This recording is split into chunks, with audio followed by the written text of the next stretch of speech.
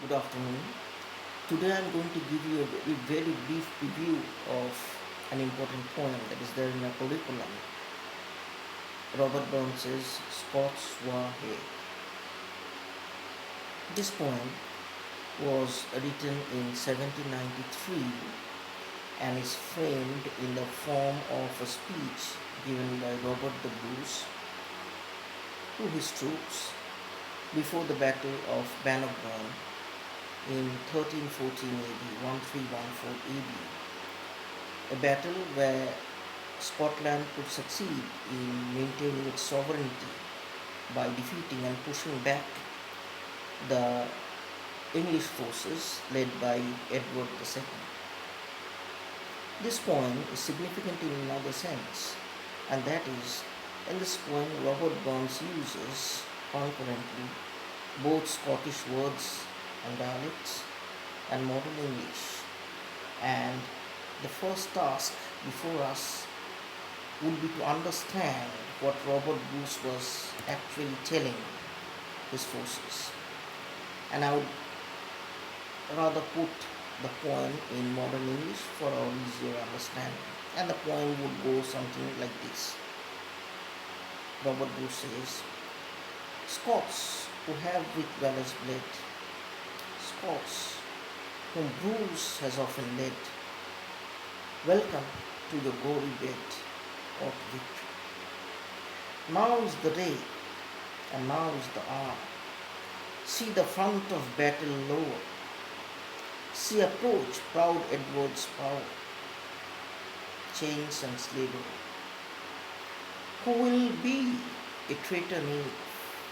Who will fill a coward's grave? Who so base as be a slave? Let him turn and flee. Who for Scotland's king and law freedom's sword will strongly draw?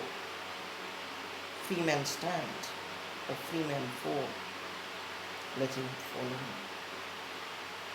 By oppression's woes and pains, by your sons in servile chains, we will drain our dearest veins, but they shall be free.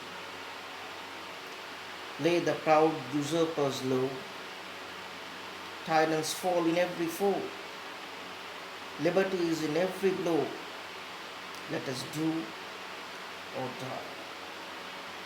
So clearly it's a poem which has been composed by Robert Burns. In fact, Robert Burns was recreating a typically significant moment in Scottish history where the essential Scottishness in terms of military might can be shown to be in a very, very favorable light. And well, obviously, this was a poem which perhaps did not sit well with the English rulers. And any person reading the poem would automatically assume that this was a poem which was a call to arms, possibly a rebellion in Burns's time. And though the Scottish were in Burns's time were under the flag of the United Kingdom and had certain rights which made them distinct from the English, the time that this poem was written was too close historically to the rebellion of 1745. And in a sense, we can interpret or approach this poem typically as a poem which asserts Scottish superiority or at least equality with English in two ways. One, militarily, by focusing on a moment in Scottish history which is perhaps the most glorious vis-a-vis English rulers, and the other is a typically assertive Robert Burns highlighting the primacy of Scottish dialect and putting it or punching it as it were into a single poem with modern English.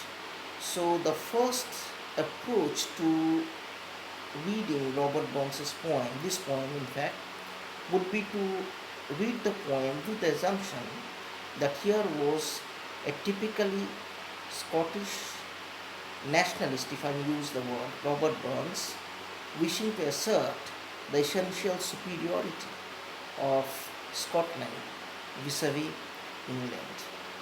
In my next class with you, I'll be going into the text in some detail so that we can understand both the historical and dialectical nuances that this poem carries.